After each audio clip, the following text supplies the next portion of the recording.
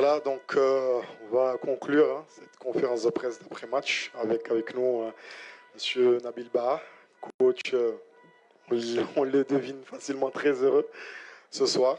Donc je vous le rappelle, les téléphones sous silence, vous avez l'habitude. Et bien entendu de vous présenter avant de poser vos questions. Coach, je vais me permettre de vous poser la première question avant de donner la parole à messieurs les journalistes. Avant le début de la rencontre, coach, je vais vous demander ce qui se passe dans la tête d'un entraîneur avant de disputer une demi-finale. Maintenant, je vous repose la même question.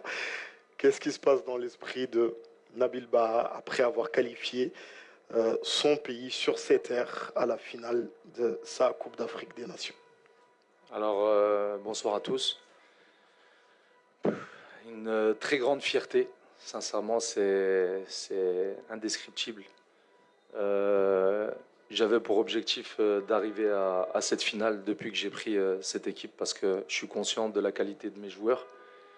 Et je savais que ça allait être très difficile parce qu'il y a de très bons joueurs en Afrique. Mais j'ai toujours cru en mon groupe, j'ai toujours cru en leur capacité de pouvoir aller loin dans cette Coupe d'Afrique. Maintenant, on vient de battre au pénalty une grande équipe de Côte d'Ivoire avec de très bons joueurs. Ça a été difficile pendant tout le match. Je pense qu'on a vu un très beau match de football, que ce soit de la Côte d'Ivoire ou par nous-mêmes. Maintenant, on est en finale. Il va falloir vite passer la page, savourer cette victoire, bien sûr. C'est la deuxième finale consécutive. Maintenant, il va falloir aller la chercher parce que, premièrement, on est chez nous et parce qu'on a vraiment la volonté de la laisser ici. Et on a un groupe de joueurs formidables qui peuvent être champions d'Afrique samedi prochain. Merci, coach. On démarre là. Bonsoir coach, Youssef Chani, Radio 2M. Moi je ne vais pas vous parler du match. La CAF vous a parlé dans quel état d'esprit vous êtes. Parce que j'ai vu que le seul penalty que vous n'avez pas vu, c'est celui de votre fils, Ziyed Baha. Comment vous l'avez senti et comment vous dites que ça Jacques France? Merci. Alors je ne l'ai pas regardé. Après chaque entraînement, il me demande toujours de tirer 2 penaltys. Et hier, il en a tiré 3. Il a marqué le premier, il a loupé le deuxième. Et je lui ai dit non, retire encore un penalty pour pas que tu partes sur une image négative et que tu arrives sur ce match de Côte d'Ivoire avec une pensée négative. Donc il a retiré le troisième, il a marqué. Et le fait de ne pas regarder, c'est parce que j'avais beaucoup de pression. Je voulais vraiment pas qu'il loupe, même si je veux pas que mes joueurs loupent de penalty. Mais lui, c'est spécial, c'est mon petit. Donc j'avais vraiment envie qu'il marque. Il a marqué, il a pris sa responsabilité encore une fois de plus. Je le félicite, mais c'est le travail de toute une équipe. Je tiens à féliciter premièrement aussi Bellarouche, parce qu'il a fait un match exceptionnel. Non pas que sur les pénaltys, il nous a arrêté beaucoup d'occasions de but qu'aurait pu mettre la Côte d'Ivoire. Il a été décisif. C'est un garçon avec qui j'ai été très dur, avec qui je ne l'ai pas convoqué plusieurs fois pour l'éduquer, entre guillemets. Je ne vais pas dire l'éduquer footballistiquement, parce que c'est un bon garçon respectueux. Mais il fallait qu'il comprenne que pour être un gardien, il faut jouer à ma manière. Et dans son club, il joue à la manière du club. Et aujourd'hui, je tiens encore à le féliciter parce que si on est à cette finale, je pense qu'il a une grande part de responsabilité. Ici.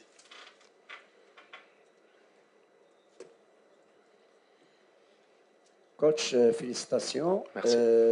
Pour la deuxième fois بالنسبة للتأهل للمباراة النهائية. هذا اللقب اللي ما حققوش المغرب في U17 كنتمناو على ان المباراة النهائية كان الكل يعتقد على ان المغرب وبوركينا فاسو اللي بانت بقوة، ولكن شاءت الأقدار غادي يكون المباراة بين المغرب ومالي. الإحساس ديالكم وركلات الجزاء الأخيرة اللي كانت غادي تسجل وضاعت، واليوم شفنا بان لي ميور جوور ديال ليكيب ناسيونال نيميرو 11 و نيميرو 8 هما اللي ضيعوا ركلات الجزاء. واش كنتوا كتنتظروا هذا السيناريو في المباراة؟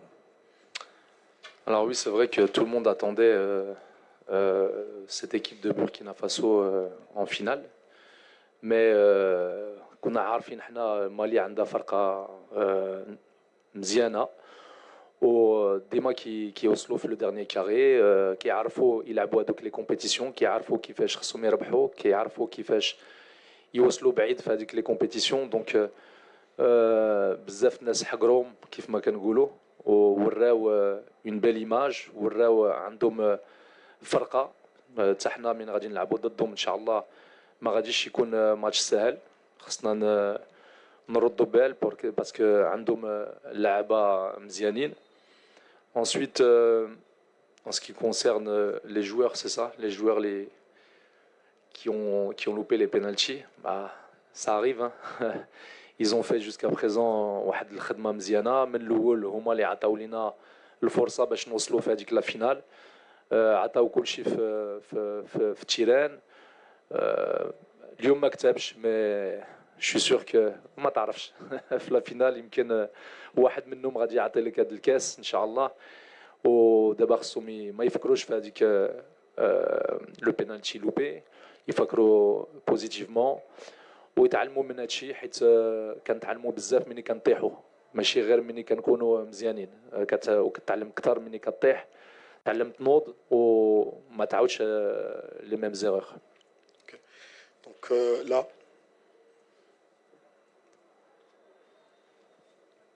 Bonsoir coach, félicitations. Bonsoir. Merci. Alors, vous avez une génération de joueurs qui semblent réceptifs, soudés, disciplinés. Quel est votre secret pour créer une telle alchimie?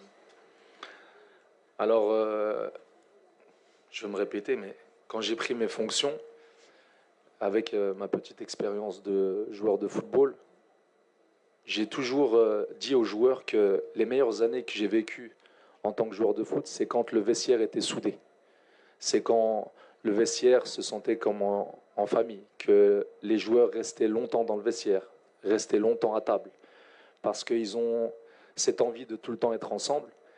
Et je savais que la qualité de mes joueurs était grande, mais le plus important, c'était qu'ils sachent vivre ensemble longtemps dans des compétitions où tu es 2 ou 3 semaines à l'hôtel, c'est pas facile, surtout pour des adolescents.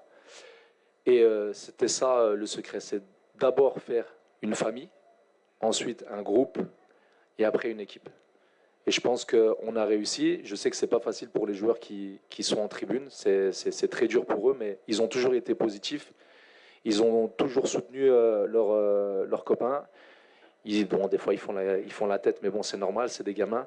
Mais quand ils sont sur le terrain, eh ben, c'est des joueurs qui sont positifs et qui sont toujours derrière l'équipe. Et ça, je pense que c'est le plus important quand tu joues une compétition.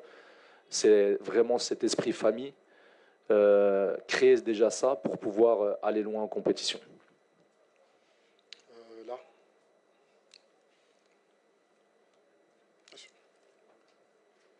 C'est bon. Hamza Hchlaf, deuxième point. Moi, félicitations coach. Merci. Alors, je vais reposer la question sur Belaroche. Et j'aimerais que vous en parliez footballistiquement parce que j'ai posé la question à Chouaib, il était trop modeste pour en parler. C'est un gardien avec beaucoup de qualité, une belle sortie de balle, il est très à l'aise avec ses pieds. On l'a découvert aussi aujourd'hui sur les tirs au but. Moi, j'avais parlé à un de ses formateurs, il m'a dit qu'il sera une sorte de révolution dans les profils de gardiens de but au Maroc. Qu'est-ce que vous pouvez dire sur Chouaib d'un point de vue footballistique? Surtout qu'il y a de grosses attentes pour la relève de Bounou, de Mounir. Voilà. Je sais que c'est trop tôt pour en parler, mais je parle juste qu'il y a de grosses attentes parmi les supporters, les observateurs, pour des futurs gardiens de l'équipe nationale. Alors le football, comme quoi ça va très vite. Quand c'était les dernières 10 minutes, je disais à Zakaria, mon adjoint, qu'il faut qu'on aille au pénalty, qu'on ne prenne pas ce but qui pourrait nous faire très mal. Parce que je savais que j'ai un gardien qui est très bon sur les tirs au but. D'ailleurs, il en arrêtait pas mal aux entraînements. Donc je savais que si on arrivait sur les pénaux, il allait être formidable. Et il l'a montré, il arrête le premier pénalty. C'est exceptionnel ce qu'il fait. Après, c'est un garçon qui doit travailler, qui doit être humble, qui doit continuer sur sa progression dans son club, enfin dans son académie. C'est un très bon gardien. Maintenant, il faut qu'il garde les pieds sur terre, qu'il ne pense pas qu'il est arrivé. Arriver en équipe nationale A, c'est très difficile. Il faut travailler plus que les autres. Il a toutes les qualités pour devenir un très grand gardien. Maintenant, c'est à lui de travailler, rester humble, faire les choses comme il se doivent et continuer à progresser dans son académie. Mais je pense qu'il ne va pas rester très longtemps dans son académie. Là. Bonsoir coach, Bonsoir. Jam, journaliste RFM Dakar Sénégal. J'ai deux questions si vous me le permettez.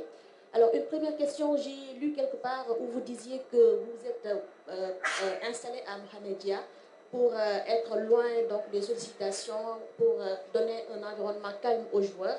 Alors ça vous fait quoi aujourd'hui de voir l'une de vos stratégies marcher jusqu'à décrocher sans doute cette ticket en finale?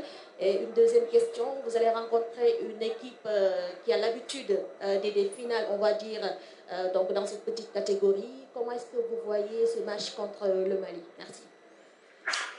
Alors, c'est pas ma stratégie. C'est la stratégie de la DTN, de la Fédération Royale Marocaine de Football. On se met d'accord pour mettre les joueurs dans les meilleures conditions. À 15, 16, 17 ans, être dans une ville comme Casablanca, qui est une ville qui adore le football, il y a une ferveur très grande. Peut-être que pour ces joueurs à cet âge-là, c'est pas quelque chose de positif, parce que quand ils vont sortir dans la rue, quand ils vont aller à la mosquée prier, il y a beaucoup de gens qui vont les approcher, qui vont leur demander des photos, qui vont leur mettre la pression pour aller gagner cette compétition.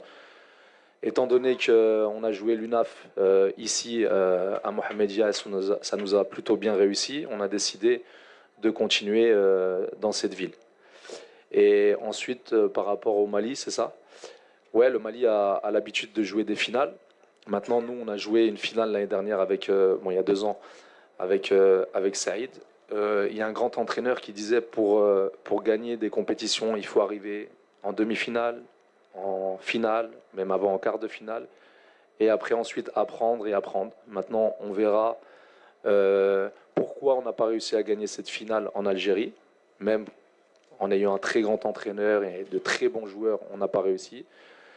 C'est des choses qui arrivent. Maintenant, on va apprendre de ça et aller gagner cette Coupe d'Afrique. Maintenant, ce n'est pas les mêmes conditions. On est chez nous, il y a notre public aujourd'hui qui a été formidable, qui nous a beaucoup aidés quand on en avait besoin.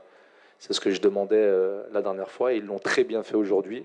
Même au penalty, je pense que ça n'a pas été facile pour les Ivoiriens quand ils allaient tirer. Et on les remercie. Et maintenant, il faut qu'on pense à cette finale. سعيد تودي الإذاعة الوطنية مبروك تأهل لفينال السي نبيل. ليفور اليوم كان كثير عند اللاعبين المغاربه وعيوا بزاف. كيفاش غتشري هاد المساله هذه؟ يعني بقات 72 ساعه باش نوجهوا منتخب مالي اللي فيزيكمون بحال كوت ديفوار بحال زامبيا اللي هما قويين. وشفنا اليوم اللاعبين المغاربه تاثروا بشكل كبير بدنيا فيزيكمون. Alors ça, c'est un travail qu'on a fait déjà avec le prépa physique. On savait que si باش نوصلوا une finale كنا خصنا نديروا واحد l'effort كبير. Donc حنا كنجيريو avec les différents kinés اللي عندنا, le docteur, avec les différents moyens de récupération اللي عندنا باش الدراري ملي كيوصلوا الماتش كيكونوا ديما فري. سي فري كي دابا اليوم كان ماتش قاصح, الدراري خلاو بزاف الفرصه. مي بون ملي كتلعب اون فينال كتمشي تاخذ واحد الفرصه ما نعرف منين كتخرجها. كنقول لهم واحد الوقت في الماتش كانوا عيانين, نوتامون عبد الله كان عيان, كنت كنقول له دابا خصك تفكر في العائله ديالك, ما بقاش هادشي ديال لا تكنيك, ما بقاش هادشي ديال لا تاكتيك. دابا خصك تفكر في الوالده ديالك, خوتك, الوالد ديالك هما اللي غادي يعطيو لك هذيك الفرصه باش تكمل الماتش, باش ديفوندي, باش دير لي زيفور, باش تمشي تجيب هذيك لا فينال. Si. السلام عليكم. Salam. Félicitations. Brahim Haddad, l'Amérique المغربي. Félicitations cette qualification. Merci. Alors, coach, comment évaluez-vous la performance des joueurs en deuxième mi-temps sur le plan technique? Et avant le début du tournoi, pensez-vous pouvoir atteindre la finale? Merci beaucoup. Ouais, je l'ai dit avant, Mon seul objectif que j'avais, avec toute humilité bien sûr, c'était d'arriver à cette finale, parce que, je vais me répéter encore, c'est parce que j'ai un groupe formidable, les Qadr يوصل هذيك la finale.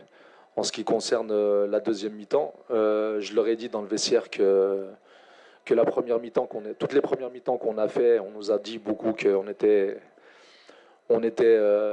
bien en première mi-temps, mais qu'en deuxième mi-temps, on avait un peu de mal. Je pense qu'aujourd'hui, ça a été le contraire, même si tactiquement, il y a des choses à régler. Mais bon, Kanana, Farqa Côte d'Ivoire en face de nous avec de très bons joueurs, notamment offensivement, avec numéro 9, Salaha, c'est un très très bon joueur. Il nous a posé beaucoup de problèmes. Mais bon, je vais vous donner une anecdote. Je parlais avec Driss Aïtchir et je lui dis écoute, demain il y aura un match, mais il y aura un match dans le match. C'est-à-dire que toi, tu vas faire ton match contre la Côte d'Ivoire, mais il y aura aussi le match avec le numéro 9. Donc la meilleure chose que tu peux faire, c'est de le faire rentrer dans ta poche. Et puis à la fin du match, tu lui dis maintenant tu peux sortir. Et ben, c'est ce qu'il a fait. Il n'a pas marqué. Et donc c'est pour ça qu'on a marqué. D'ailleurs, il me l'a dit après. Il m'a dit coach, ça y est, je l'ai fait sortir. On a débordé, mais on va quand même prendre 2 dernières questions. Désolé coach de vous tenir encore. Non, c'est avec plaisir. Là, et on conclut avec Cynthia. Bon, félicitations coach, Malang Merci. Sané, journaliste d'Esport Dakar Sénégal. Coach, on a vu un groupe marocain avec plus de 16 joueurs qui n'évoluent plus dans le championnat marocain. Comment vous avez pu faire pour gérer ce groupe avec cette mayonnaise qui a pris? Ma deuxième question, si vous le permettez, le Maroc qui a perdu une finale il y a cela 2 ans contre le Sénégal, comment comptez-vous aborder ce match face à cette jeune équipe malienne? Merci. Alors, si vous prenez les pays où est-ce qu'on a des joueurs en Europe, vous allez voir qu'on en a 4 ou 5 en France, 2 en Allemagne. Au Maroc, on en a 8. Ensuite, on en a 1 en Angleterre, 2 en Hollande, ou 3. 1 en Belgique, ou 2. 2 en Belgique, pardon. Donc là où on a plus de joueurs, c'est au Maroc. C'est au Maroc. Donc voilà. Mais ils savent vivre ensemble. On les mélange tout le temps pour que certains d'entre eux qui ne parlent pas bien Darija apprennent à parler le Darija pour se faire comprendre dans le groupe. C'est très important qu'il y ait cette ambiance positive et ce melting pot entre eux pour que certains apprennent la Darija, d'autres apprennent l'allemand, d'autres apprennent l'anglais. Et puis à la fin, ça donne quelque chose de positif. Et la question, c'était le Mali, c'est ça? Ouais, ben on va apprendre. Moi, j'ai eu des discussions avec Saïd Chiba avant de prendre cette équipe. Il m'a donné des conseils. Il m'a dit comment il avait opéré lui-même, comment il avait préparé sa Coupe d'Afrique. Il y a beaucoup de communication entre nous au sein de la DTN. C'est pas que notre travail à nous, c'est le travail de tous les coachs qui sont toujours derrière nous, qui nous conseillent, qui analysent nos matchs. Avec Fethi Jamel on échange beaucoup pour savoir quelle va être la meilleure stratégie pour gagner les matchs.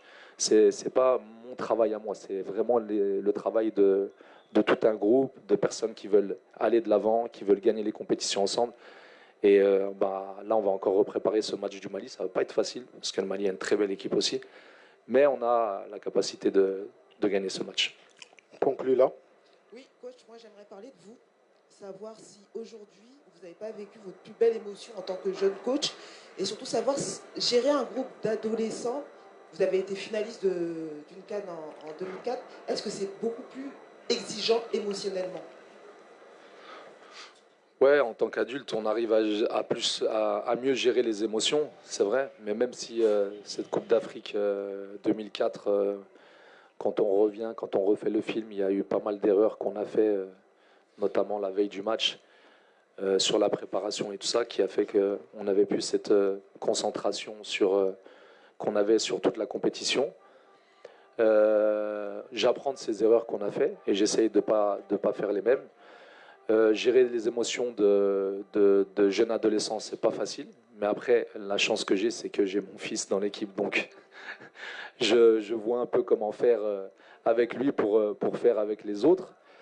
Et puis aujourd'hui, ils m'ont rendu très heureux. Ils ont fait de moi, c'est eux qui font de moi que je suis un entraîneur qui a des qualités. Et c'est grâce à eux aujourd'hui que je suis en finale. Comme dit notre président, c'est le joueur qui est toujours au milieu de tout. C'est le joueur, la star. Nous, on est là juste pour les accompagner et gérer au mieux le groupe. Mais après, sur le terrain, c'est eux qui mettent les buts et c'est nous qui perdons les matchs. Coach, on a largement dépassé les 15 minutes imparties. On vous remercie. Ça fait plaisir de voir avec vous. Il Il y a de bonnes questions. On remercie aussi, messieurs les journalistes, pour le professionnalisme dont vous faites preuve à chaque fois. Coach, on se revoit très très bientôt pour la grande finale. Sans les larmes. Au moins des larmes de joie. Coach, merci encore et félicitations. Merci beaucoup à tous.